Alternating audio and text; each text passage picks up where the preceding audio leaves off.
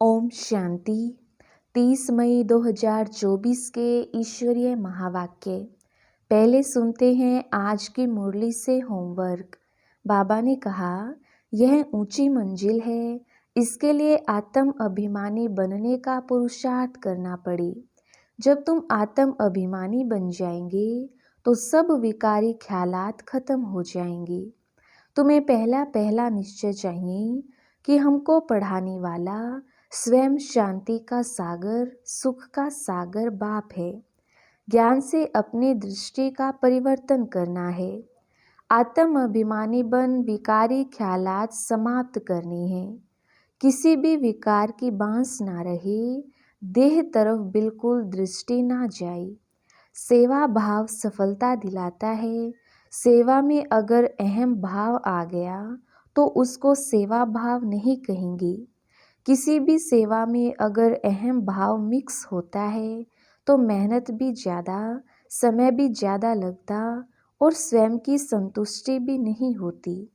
सेवा भाव वाले बच्चे स्वयं भी आगे बढ़ते और दूसरों को भी आगे बढ़ाते हैं। और अब सुनते हैं महावाक्यों को विस्तार से। मुरली का सार। मीठे बच्चे, तुम्हें पहला निश्चय चाहिए कि हमको पढ़ाने वाला स्वयं शांति का सागर, सुख का सागर बाप है। कोई मनुष्य किसी को सुख शांति नहीं दे सकता। प्रश्न, सबसे ऊंची मंजिल कौन सी है? उस मंजिल को पाने का पुरुषार्थ क्या है? उत्तर, एक बाप की याद पक्की हो जाए, बुद्धि और कोई की तरफ ना जाए, यह ऊंची मंजिल है। इसके लिए आत्म अभिमानी बनने का पुरुषार्थ करना पड़े। जब तुम आत्म अभिमानी बन जाएंगे तो सब विकारी ख्यालात खत्म हो जाएंगे। बुद्धि का भटकना बंद हो जाएगा। देह के तरफ बिल्कुल दृष्टि ना जाए, यह मंजिल है। इसके लिए आत्म अभिमानी भाव। ओम शांति। रूहानी बच्चों प्रति रूहानी बाप बैठ समझाते हैं। इनको रूहानी बाप नहीं कहेंगे। आज के दिन को सतगुरुवार कहते हैं। गुरुवार कहना भूल है, सतगुरुवार। गुरु लोग तो बहुत ढेर हैं, सतगुरु एक ही है। बहुत हैं जो अपने को गुरु भी कहते हैं, सतगुरु भी कहते हैं। अभी तुम बच्चे समझते हो, गुरु और सतगुरु में तो फर्क है।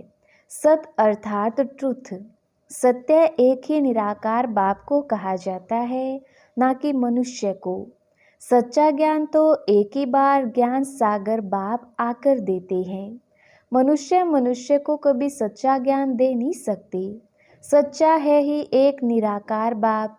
इनका नाम तो ब्रह्मा है, यह किसी को ज्ञान दे ना सके। ब्रह्मा में ज्ञान कुछ भी था नहीं। अभी भी कहेंगे इनमें सारा ज्ञान तो है नहीं।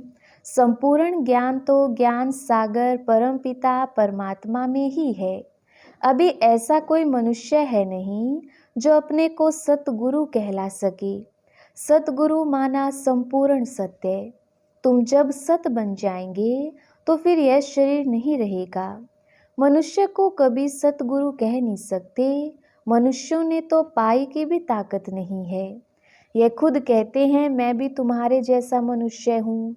इसमें ताकत की बात उठ नहीं सकती। यह तो बाप पढ़ाते हैं, ना कि ब्रह्मा। यह ब्रह्मा भी उनसे पढ़कर फिर पढ़ाते हैं। तुम ब्रह्मा कुमार कुमारियाँ कहलाने वाले भी परम पिता परमात्मा सतगुरु से पढ़ते हो। तुमको उनसे ताकत मिलती है। ताकत का मतलब यह नहीं कि कोई को घूंसा मारो जो गिर पड़े। नहीं, यह है रूहानी ताकत जो रूहानी बाप द्वारा मिलती है। याद के बल से तुम शांति को पाते हो और पढ़ाई से तुमको सुख मिलता है। जैसे और टीचर्स तुमको पढ़ाते हैं, वैसे बाप भी पढ़ाते हैं। यह भी पढ़ते हैं, स्टूडेंट हैं। देहधारी जो भी हैं वे सभी स्टूडेंट हैं। बाप को तो देह है नहीं, वह निराकार है, वही आकर पढ़ाते हैं। जैसे और स्टूडेंट पढ़ते हैं वैसे तुम भी पढ़ते हो। इसमें मेहनत की बात नहीं। पढ़ने समय हमेशा ब्रह्मचर्य में रहते हैं।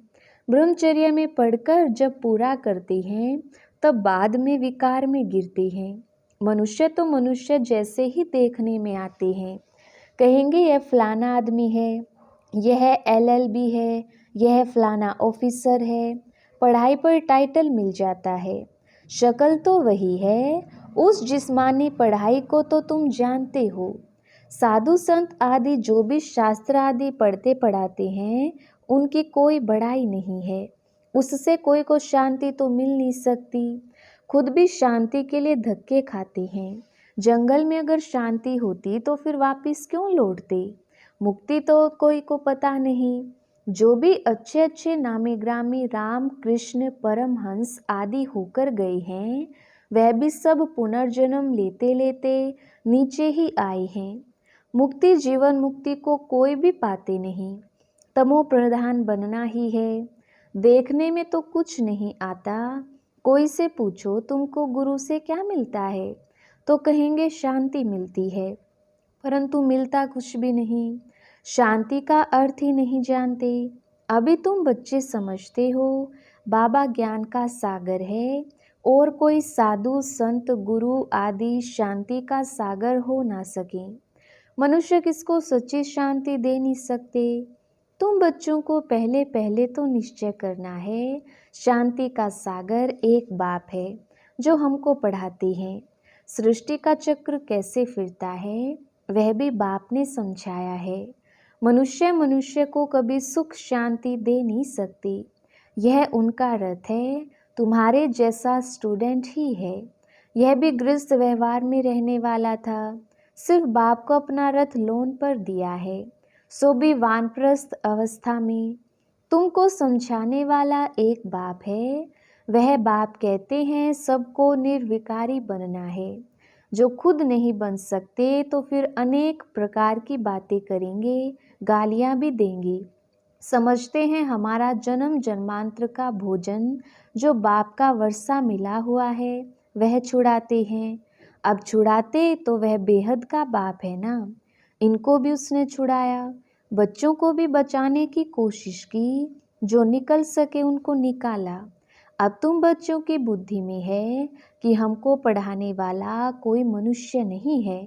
सर्वशक्तिमान एक ही निराकार बाप को कहा जाता है और किसको नहीं कहा जाता। वही तुमको नॉलेज दे रहे हैं।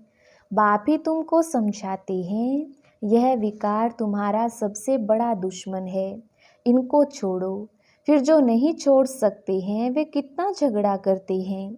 माताएं भी कोई कोई ऐसी निकल पड़ती हैं जो विकार के लिए बड़ा हंगामा करती हैं। अभी तुम हो संगम युग पर, यह भी कोई नहीं जानते कि यह पुरुषोत्तम संगम युग है। बाप कितना अच्छी रीति समझाते हैं। बहुत हैं जिनको पूरा निश्चय है, कोई को सेमी निश्चय है, कोई को 100%, कोई को 10% भी है। अब भगवान श्रीमत देते हैं बच्चे मुझे याद करो। यह है बाप का बड़ा फरमान। निश्चय हो तब तो उस फरमान पर चले ना। बाप कहते हैं मेरे मीठे बच्चों तुम अपने को आत्मा समझ बाप को याद करो। इनको याद नहीं करना है, मैं नहीं कहता, बाबा मेरे द्वारा तुमको कहते हैं। जैसे तुम बच्चे पढ़ते हो तो यह भी पढ़ता है।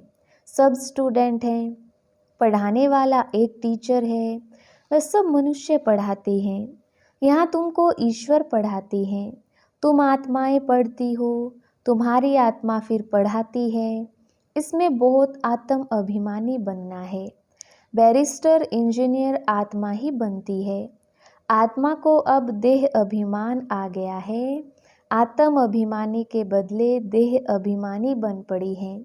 जब आत्म अभिमानी हो तब विकारी नहीं कहला सकती। उनको कभी विकारी ख्याल भी नहीं आ सकता। देह अभिमान से ही विकारी ख्याल आते हैं, फिर विकार की दृष्टि ही से ही देखते हैं। देवताओं की विकारी दृष्टि कभी हो नहीं सकती। ज्ञान से फिर दृष्टि बदल जाती है।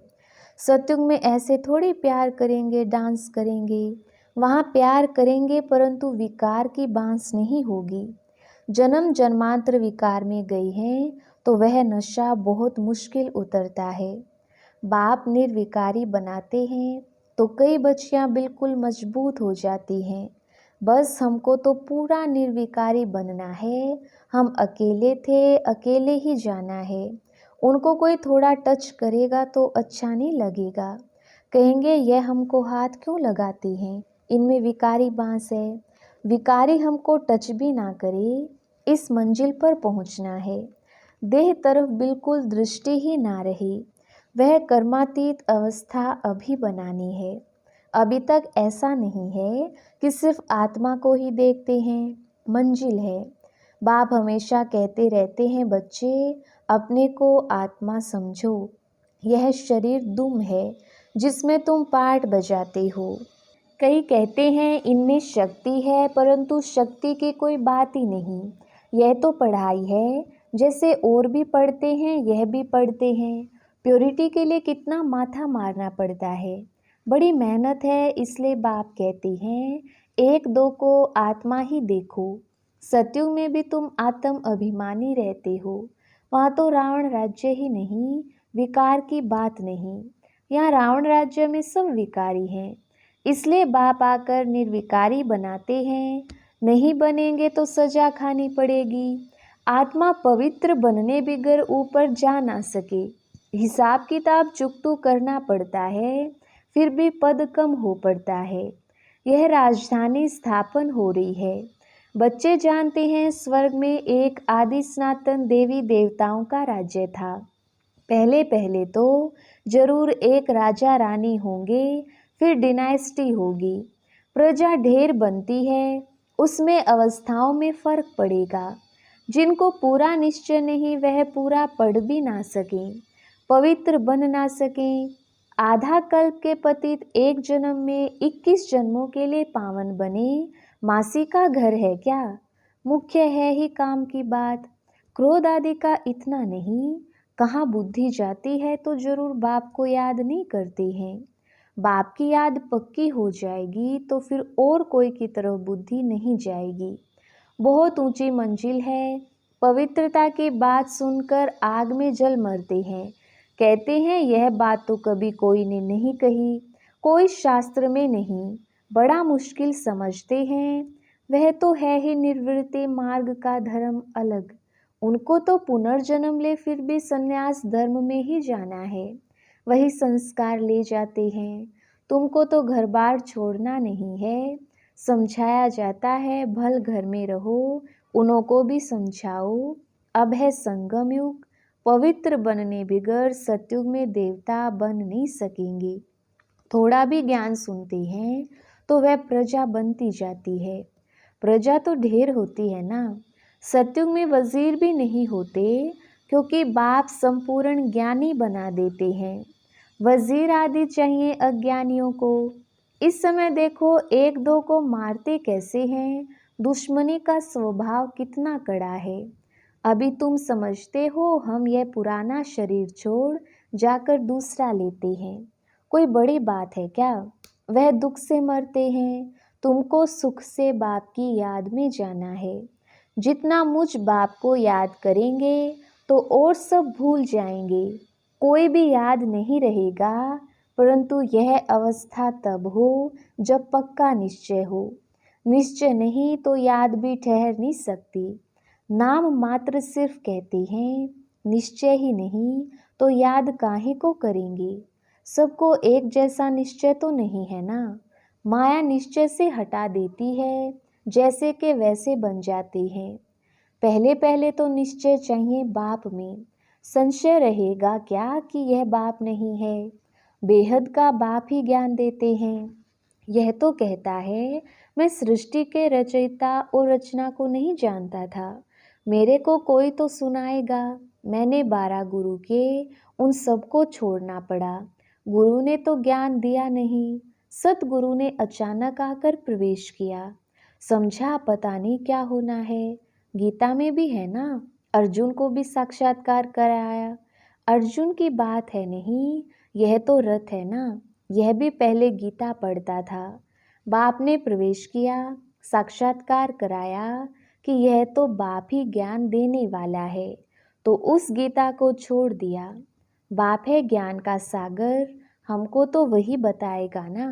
गीता है माई बाप, वह बाप ही है जिसको तो में माताश्च पिता कहते हैं। वह रचना रचते एडोप्ट करते हैं ना। यह ब्रह्मा भी तुम्हारे जैसा है। बाप कहते हैं इनकी भी जब वानप्रस्थ अवस्था होती है तब मैं प्रवेश करता हूँ। कुमारियाँ तो हैं ही पवित्र, उनके लिए तो सहज है। शादी के बाद कितने संबंध बढ़ जाते हैं, इसलिए देही अभिमानी बनने में मेहनत लगती है। वास्तव में आत्मा शरीर से अलग है, परंतु आधा कल्प देह अभिमानी रही है। बाप आकर अंतिम जन्म में देही अभिमानी बनाती हैं, तो मुश्किल भासता है। पुरुषार्थ करते करते कितने थोड़े पास होते हैं, 8 रतन निकलते हैं। अपने से पूछो, हमारी लाइन क्लियर है? एक बाप के सिवाय और कुछ याद तो नहीं आता है। यह अवस्था पिछाड़ी में होगी। आत्म अभिमानी बनने में बहुत मेहनत है। अच्छा, मीठे मीठे सिकिलदे बच्चों प्रति माता पिता बाप दादा का याद प्यार और गुड मॉर्निंग। रूहानी बाप की रूहानी बच्चों को नमस्ते। हम रूहानी बच्चों के रूहानी बाप दादा को याद प्यार गुड मॉर्निंग और नमस्ते जी। धारणा के लिए मुख्य सार। पहला पॉइंट, ज्ञान से अपनी दृष्टि का परिवर्तन करना है। आत्म अभिमानी बन विकारी ख्यालात समाप्त करनी है। किसी भी विकार की बांस ना रहे, देह तरफ बिल्कुल दृष्टि ना जाए। दूसरा पॉइंट, बेहद का बाप ही हमें पढ़ाते हैं, ऐसा पक्का निश्चय हो तब याद मजबूत होगी। ध्यान रहे माया निश्चय से जरा भी हिला ना दे। वरदान, सेवा भाव से सेवा करते हुए आगे बढ़ने और बढ़ाने वाले निर्विघ्न सेवाधारी भव। विस्तार, सेवा भाव सफलता दिलाता है। सेवा में अगर अहम भाव आ गया तो उसको सेवा भाव नहीं कहेंगे। किसी भी सेवा में अगर अहम भाव मिक्स होता है तो मेहनत भी ज़्यादा, समय भी ज़्यादा लगता और स्वयं की संतुष्टि भी नहीं होती। सेवा भाव वाले बच्चे स्वयं भी आगे बढ़ते और दूसरों को भी आगे बढ़ाते हैं। वे सदा उड़ती कला का अनुभव करते हैं। उनका उमंग उत्साह स्वयं को निर्विघ्न बनाता और दूसरों का कल्याण करता है। स्लोगन, ज्ञानी तू आत्मा वह है जो महीन और आकर्षण करने वाले धागों से भी मुक्त है। अच्छा, ओम शांति।